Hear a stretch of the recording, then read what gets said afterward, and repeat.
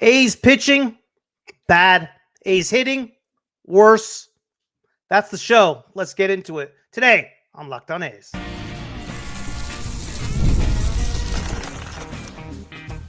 You are Locked On A's, your daily podcast on the Athletics. Part of the Locked On Podcast Network. Your team every day. What is up, everybody? Happy Sunday. I think it's a happy Sunday for some of us, not for the A's, and I'm not really counting that 8th and 9th inning. It felt like more of a tease.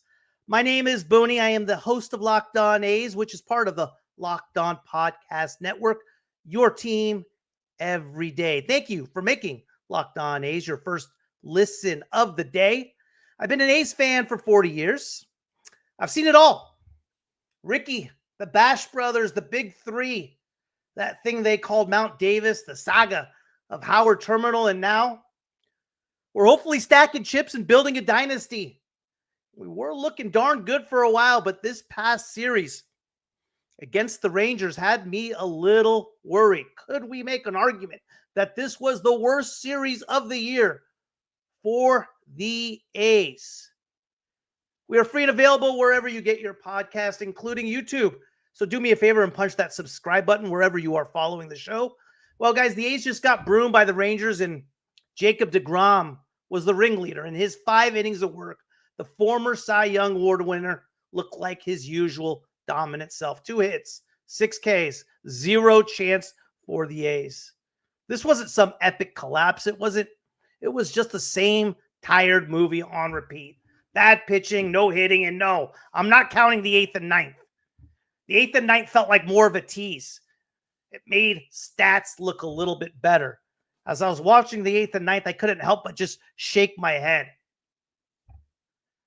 The lineup for the whole series looked like it was allergic to contact. The Rangers didn't sweep. They barely had to break a sweat. For the A's, it has become an exhausting theme. If you tuned in hoping for progress after that Detroit series, you got a carbon copy of game after game. And to make sense of it all, we'll be joined by Tim Byrnes of MidValleySports.com, who's been following the A's and writing about the A's all season long to dig into what this sweep really means and whether there's any light at the end of the tunnel. Tim, how are you, sir? Oh, it could be a better day. That's for sure. It's sweet. That was painful. That was painful. Mid-Valley Sports, tell us a little bit about what you're doing and where people can find you. Mid-Valley Sports out of the Burbank area in Southern California. They started with mostly the Southern California teams. Once the Raiders showed down south, they saw the writing on the wall for the A's and chose to get a writer for A's content. And I've been doing it ever since. That's awesome. What do you make of this Ranger series? Talk to us. Let us know what do you think? Obviously, you've been covering the A's all year long. I've read some of your articles. Very insightful. You seem to have a good pulse on this team and what it's doing. And tell us a little bit about this series and what you make of it. This series was a little rough. There was no consistency at the plate. You couldn't string anything together. You know, I'm with you on that I'm not going to count the last couple innings of this series because that was a me bound and on the baseball diamond. It was basically gimme stat padding type of scoring. I really didn't put much into that. Yeah, no, I agree. When I look at all the series that the A's have played this year, sure, there's been some disappointing ones. The 4-game sweep in Sacramento, the first time we played the Angels, was obviously disappointing. But this was the first series. There wasn't one game we were in. I mean, even in those Angels games, even in the 20 of 21 streaks, we were in games. This was the first time where I watched every single game, and I'm like, right off the bat, we lost. The games were never tight. The games were never 50-50. The last time it was interesting was when the game was tied at, I believe, 3 in game 1 against Jack Leiter in the 4th inning, I believe it was. That was the last time there was any type of competitive vibe in this series. What do you make of it? Is there any type of light at the end of the tunnel? I think what we're seeing now is basically the loss of so much starting pitching. It's caught up to us. Yeah. Who are we on, the 10th or 11th starter, in our program at the beginning of the year? We're so deep into that. Yeah, we have so many relievers that are now back in the minors with high ERAs. It's finally caught up to us, and it's a good point. Kurtz, that's a problem. Lamont or Lawrence Butler. I'm from San Diego State. I like to say Lamont Butler. Lawrence Butler, he's had a good series, but I'd like to see him just stretch that out for the rest of the year. Absolutely. No, he did look better, but that's a great point you made with regard to the pitching. All right, our pitching this week was the only normal starter we had, and there was Jeffrey Springs, and he looked okay-ish, right, in his one game. And then Mason Barnett kind of got hit hard, and JT Ginn, when he looks good, he looks good. He had 7 strikeouts today. You could see that potential, but it seems to be the same story with JT Ginn. He's always given up a couple big innings that cost him. I mean, today, again, 6 innings, 5 runs, 5 hits, all earned. 7 strikeouts, great. But again, every one of his starts seems to be identical of the next. There's always 1 inning that's getting him. Mm-hmm. I agree. And he gives up that long ball with someone on. He Jacques does it Pedersen. early. Nick had a line. A fan yelling, "You can't hit your way to Pedersen, then hit him in a home run." Yeah, it's just exactly. There's always one thing or another with Ginn and with regard to his starts. And Mason Barnett, we kind of knew what we were getting from Barnett. Bats were awful. Out of 27 innings, 13 innings we went down 1-2-3. 13 innings we went 1-2-3. That is crazy. It's uninspired. That's for sure. It was uninspired at bats. We didn't fight on at bats in the end. Great. The 8th and 9th looked good today. Jacob Wilson had 3 hits. That was great to see. Still a lot of strikeouts today. 1, 4, 5, 8, 9, 11 Ks. Zach Geloff 2 for 11 with 6 strikeouts. Is Zach Geloff going to be the guy? Is he going to be able to get it done? I don't think so. I think I put it in one of my columns recently. I love the guy. I root for the guy. I just think he should probably hang up this season. Put him back down in the minors. Let him work on things. I think his strikeout rate's like 55%. It's high. Yeah, it's insane. It's insane. This year, with the big club, 47 at bats, 26 strikeouts, I believe. It's over 50% in the majors, and he was around 35-40% in the minor league. So it's a little nutty right now. It's a little nutty. When I come back, I got to take a quick break. When I get back, I want to get your thoughts as far as 2025 as a whole. Is it a disappointment? Is it what you expected? What are some positives? What are some things that surprised you? We'll get into it up next. Hey, A's fans, are you still paying full price for gas? Stop leaving money behind. Get real cash back every time you fill up with the free Upside app. Simply download the free Upside app in the App Store or Google Play right now and start earning cash at the pump today. Use my limited time promo code SEASON and get an extra 25 cents per gallon on your first fill up. You can make up to $300 a year just from buying the gas you already needed. At first, I thought it was too good to be true, but it's totally legit. Real people are getting paid just to make their daily commutes, and you can too. Plus, you can cash out anytime to your bank account, PayPal, or an e-gift card for Amazon and other brands. Don't let this offer drive on by. Download the free Upside app now using my limited time promo code SEASON for a limited time 25-cent per gallon bonus. That's promo code SEASON. Offers vary by user and location. Go to upside.com for terms and conditions.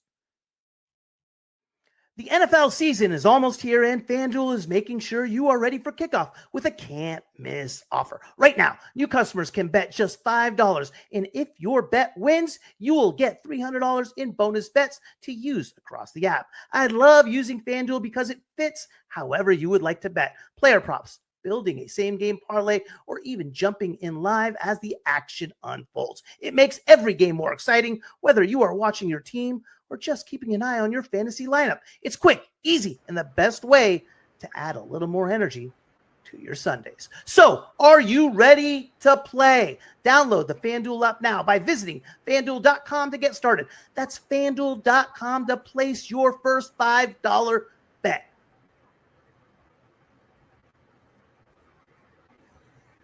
Tim, Yes, what sir. do you think so far of 2025? Disappointed?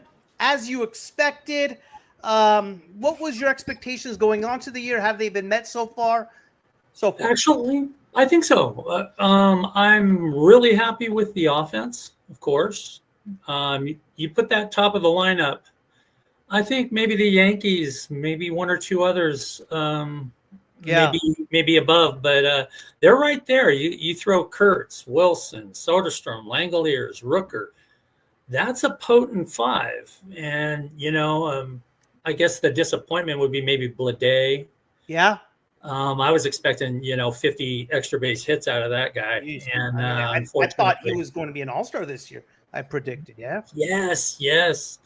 I was a little disappointed Miguel Andujar was traded at the deadline. I think they had to. I mean, I don't think Andujar was going to re-sign. He was a free agent next year.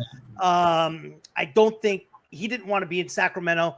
In order for him to stay, it would have had to been a huge premium. I loved Andujar, but I just thought there was no chance in hell he was going to stay in Sacramento unless we offered him something ridiculous, which we were not going to do. Butler's been a little bit of a disappointment. I had him getting MVP votes, believe it or not. And Bedeau, I thought Bedeau was going to be great for the rotation after he ended how he finished 2024 second half. So there's been a few. What do you think of the Mason Miller trade? I didn't mind. Yeah, I didn't mind. High ERA. I saw what he had in the tank. He was starting to hit 104. He was doing some things, but him paired with Sears, he led the team in everything, good and bad. Yeah, so, he was our innings eater, but he was our, leading loser, So, overall, I think our team did well. I think our team's done well. I was expecting 50 wins, maybe. Oh, really? Wow. Yeah. I didn't think that this was too much of it. Yeah, I got you. The 20-21 streak obviously was a little bit of a shocker. That kind of hurt, so forth.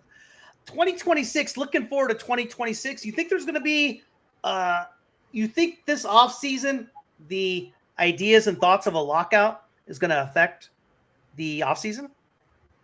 I think maybe for the league, but for us, I mean, we're already, the A's are already so scattered right now. That you don't know what the fan base is doing. You don't know who's rooting.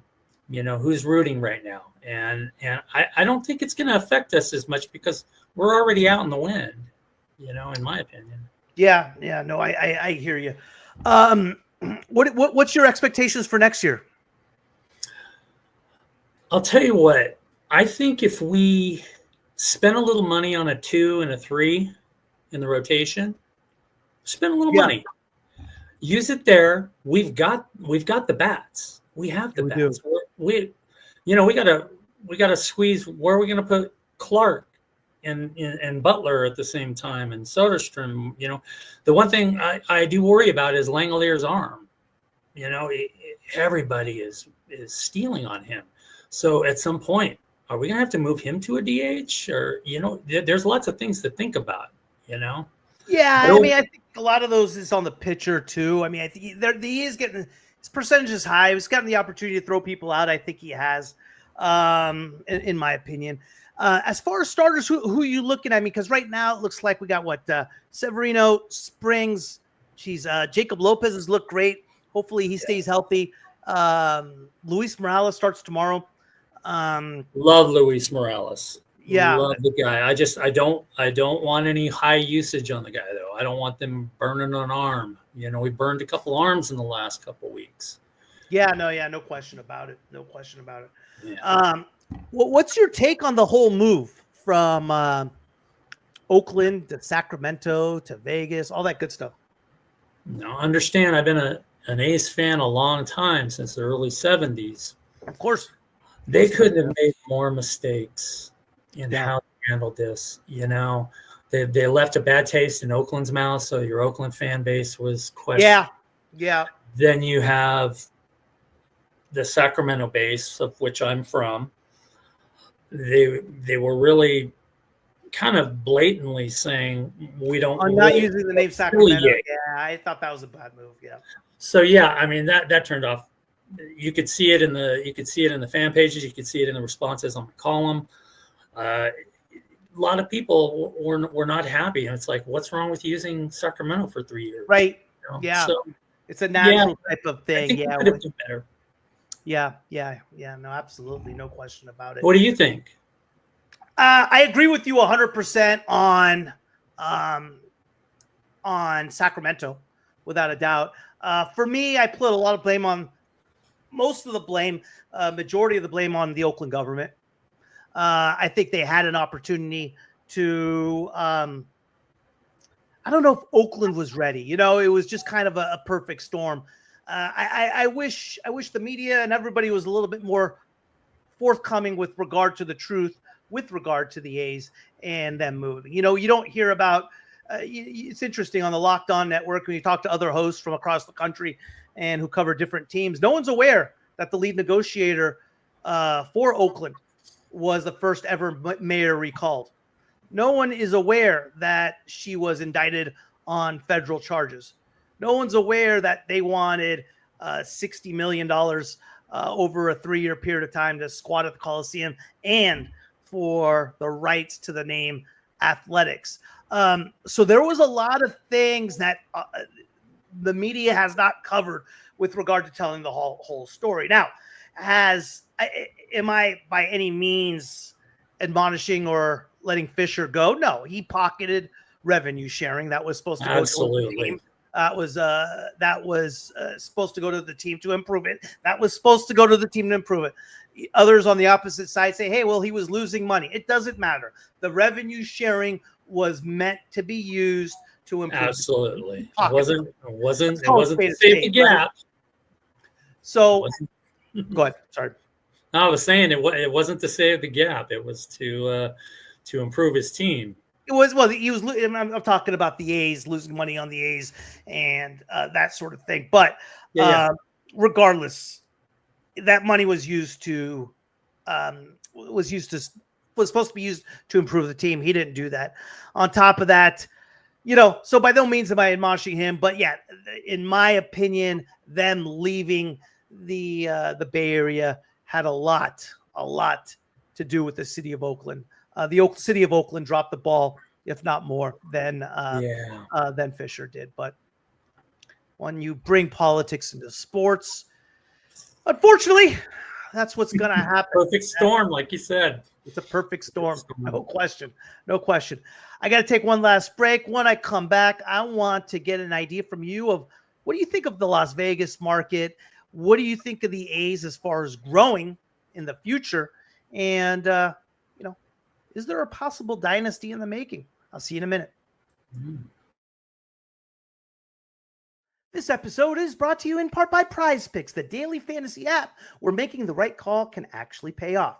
You and I make decisions every day, but on Prize Picks, being right means cashing in. With football back, Prize Picks is the simplest and fastest way to get in on the action. Just pick more or less on 2 to 6 player projections, and you can turn your takes into real prizes, all in less than 60 seconds. I've been playing Prize Picks lately, and it's such a fun way to stay locked in for the season. It's quick, easy, and honestly, my favorite way to follow along with football. I love checking projections like Josh Allen for more or less than 270 passing yards, or Saquon Barkley for more or less than 1 rushing touchdown. And the best part, even if one of your picks misses, Prize Picks invented the flex play so you can still double your money. Download the Prize Picks app today and use code LOCKEDONMLB to get $50 in lineups after you play your first $5 lineup. That's code LOCKEDONMLB for $50 in lineups after your first $5 play. Prize Picks, it's good to be right. All right, RD Moss, why pay high payrolls for players to play in an empty stadium? RD, that was not up to Fisher. That was not up to Fisher to decide what he's playing payroll in order to play in an empty stadium or a full stadium. The revenue sharing was meant to go to improve the team. He didn't use it for that. With regard to everything else, what you're saying, it wasn't an empty stadium. Fans weren't there, etc. We can go back and forth on the reasons for that, but the revenue sharing was meant to be spent on the players, and it was not. So that's the one criticism. That's a criticism I have of Fisher. That should have gone there. He didn't spend it there. But Vegas, I'm excited about 2028 Vegas. What do you see happening? What do you think of the market out there? What's your whole take with regard to Vegas? I love it. I love it. You know, I really wanted them to stay. I wanted it to work in Oakland. You know, that's going to the Coliseum as a kid. That's where I always wanted it to be. But they couldn't have picked a better location. The Aces have done well. The Raiders do well. Yep. You know, there's a lot of support, surprisingly.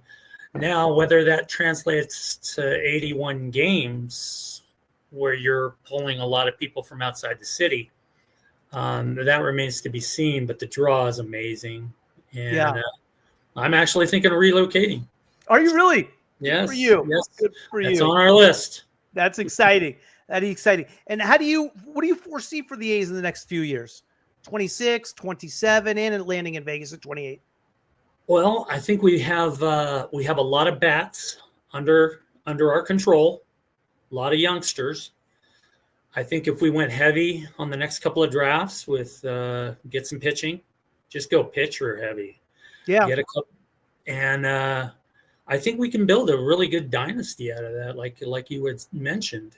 I think we have the bats to do it. We're already a top 5 club, you know, and we're on a Blade bad year, and we're on a Geloff bad year. But I don't know, but right now I don't see Blade and Geloff part of even next year's roster. I definitely don't see Geloff. I mean, how? You know, I mean, for right now, how I have it is I have in left field, I have Soderstrom. In center, I have Butler and Denzel platooning. In right field, I have either have probably Colby Thomas and Carlos Cortez, or Colby Thomas and JJ Bleday, depending on how they hit. At first, I think it's pretty certain with regard to Kurtz, obviously. Second base, I got Hernandez right now. Third base, I got Muncy. And shortstop, I got Jacob Wilson with Langoliers behind the plate. You know, there's a lot of better players right now than you know. It's Geloff has to do more, and until he's there, I don't know. I don't know. And Geloff really hasn't had any type of good year since the second half of 2023. So you know what I mean. So it's been quite some time. RD, I listened to Mark Bedane. Allegiant paid back 4 times of tax dollars from room tax and economy and general fund. Is that right? I did not know that. If you're looking to relocate to Vegas, we got a good realtor for you, Timmy. There we go. But yeah, so pitching, I like the 4. I think Perkins will slip into the 5 spot, but I think the bullpen's what we really need to work on. As far as free agents in the pitching market, there's nothing that's really tickles me and something, we're not going to spend a ton of money. And that's the type of pitchers we can afford, like your journeyman, like a Patrick Corbin, or sign a Justin Verlander to a 1-year deal and that sort of thing. So not real interested in that. But it should be interesting to see what happens in the next couple of years. We got about 25, 26 games left. We got the Cardinals coming up starting tomorrow. Tomorrow's an exciting matchup. We got Luis Morales and Sonny Gray. What do you think about Sonny Gray? I miss that guy. I love Sonny Gray. Right? He was one of my favorite A's pitchers of all time. It was such a grinder, wasn't he? He looked so small on the mound too, and he just played like a beast. He was a beast. He was a beast. He has a bad game. He was an absolute beast, man. Yeah. So it should be. It's a 11:05 start, I believe. It's a morning game because tomorrow's a holiday. But we got to get back on track a little bit. We faced some real good pitchers. We had a Skubal. We've had DeGrom obviously today. Jack Leiter's been pitching great. So that heat looked to be bothering the players a little bit for the first time this year. It was a little over 100 on the field. So that ball was jumping off the bats. Yeah, it was jumping. Yeah, that heat really helps. It sure does, doesn't it? So it should be an exciting run with regard to the A's for the rest of this year. The off season, who knows? Hopefully we have a season in 2027 and this lockout doesn't get us, a little nervous about that. I might have to become a cartoonist or something. MidValleySports.com. And where can they find you on social media? Let's see. Actually, pretty much MidValleySports.com is my main thing. I have Sacramento A's Fans for Life on X. That has been up and running. I really haven't used it until recently. So that's pretty much it. I handle A's content. I do an NFL content as well. You do an NFL content, huh? Yes, I run the NFL desk. Is that right? Who's your team this year? Who do you like? Who do I think? Tampa Bay is going to surprise a few people. Really? I've got this strange feeling. And who are you rooting for? Who's your team? Oh, I'm a Rams fan. Are you a Rams fan? Yes, I am. I probably made everybody mad, but yes. No, are you kidding me? There's no wall. We're struggling for a fan base in general over here. So trying to build the A's but it's an exciting young team, that's for sure. That's where I started was doing it LA Rams, writing on LA Rams first, and then it dawned on him that I was doing A's stuff on the side. Is that right, huh? How are the Rams going to be? High end 13-4, realistically 11-6. Really? Are they favored to win that NFC West? If you listen to the talking heads, no, it would be the 49ers. The 49ers, huh? I personally think 49ers will be third. Really? Yeah. I think Seattle's going to surprise a lot of people. Okay. How about the Raiders? How about for those people in Vegas? The Raiders have a shot? No. Aiden O'Connell was your starter, and he got hurt. Right. Who knows what Gino can do, huh? Ken Miller is actually a talent. He's young. He just doesn't know his stuff yet. Yeah. Not game speed. Tim, man, thanks for cruising by, talking some A's baseball. Hey, man, I appreciate this. This was a blast. First time, and I loved it. Thank you very, very much. All right, man. Follow Tim Byrnes at MidValleySports.com. His articles are awesome, insightful. It's a good read. He knows his stuff. Tim Byrnes at MidValleySports.com. Thank you, Tim. Thank you. It is another big moment on Locked On. College football fans, Locked On and Fire TV present College Football Kickoff, your ultimate college football weekly preview. Drake Toll of Locked On Big 12 leads the conversation alongside two-time AP Coach of the Year, Gary Patterson, former college star Jesse Hawley, and Locked On's local experts. A college football preview only Locked On can do. Catch College Football Kickoff every Thursday throughout the season, only on Fire TV.